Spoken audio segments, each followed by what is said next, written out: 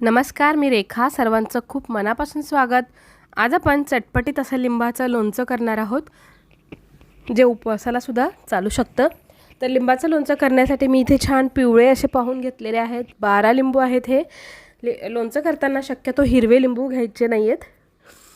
आता एका लिंबाचे 8 फोडी अशा पद्धतीने आपल्याला सर्व लिंबांच्या फोडी करून घ्यायच्या आहेत. तुम्हाला फोडींचं लोणचं करायचं नसेल तर तुम्ही मिक्सरच्या भांड्यामध्ये हे सर्व क्रश करून घेऊ शकता. पल्स मोडवर छान जॅमसारखं लोणचं तयार होतं. तुमच्या आवडीप्रमाणे तुम्हाला हवं तसं तुम्ही करू शकता. पण सर्वात महत्त्वाची गोष्ट म्हणजे यामध्ये एकही बी राहता कामा नये, कारण जर का बी राहिली तर आपलं लोणचं कडवट होऊ शकतं. तर अशा पद्धतीने आपण हे सर्व बी काढून घेणार आहोत. अगदी आतपर्यंत व्यवस्थित चेक करायचं आहे.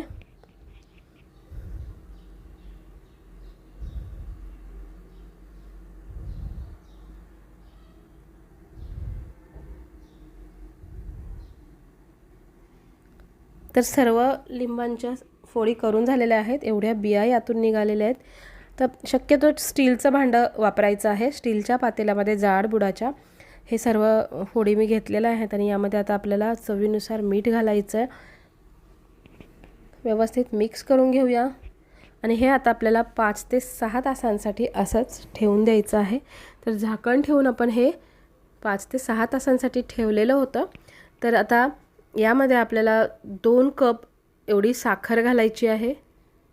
आता हे आपण शिजवून घेणार आहोत.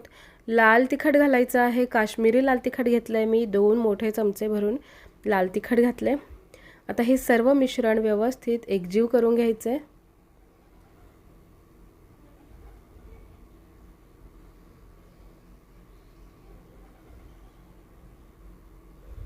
यामध्ये आपण काही खडे मसाले घालणार आहोत.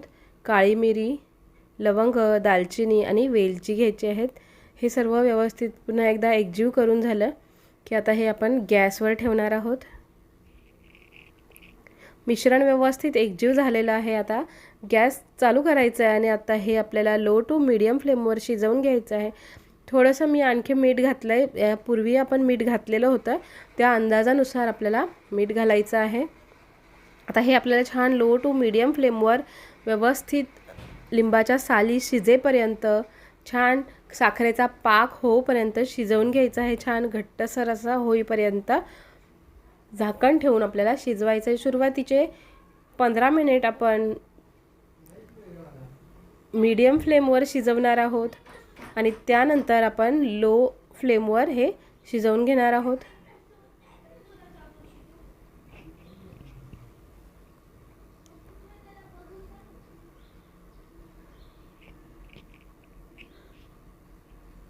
साधारण 5 ते 10 मिनिट झाले की आपण मधनं चेक करायचं आहे आपले लिंबू शिजलेले आहेत की नाही.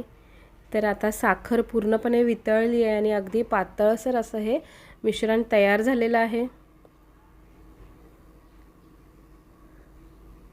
5 मिनिट झालेले आहे. आणखी पुढचे 10 मिनिट आपण झाकण ठेवून हे शिजवून घेतलेलं आहे आणि आता आपलं मिश्रण बऱ्यापैकी घट्ट झालेलं आहे.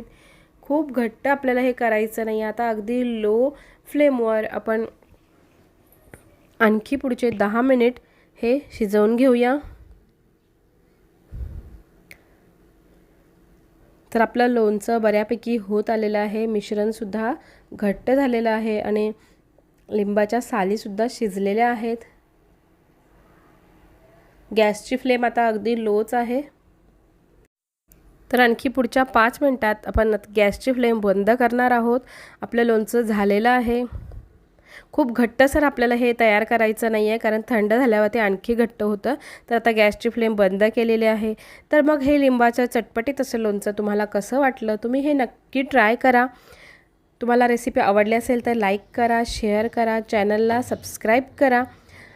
सबस्क्राईब करून बेल आयकन हिट करा, म्हणजे येणाऱ्या प्रत्येक व्हिडिओचं नोटिफिकेशन तुम्हाला मिळेल. तर पुन्हा भेटूया एका नवीन रेसिपीसोबत. तोपर्यंत धन्यवाद.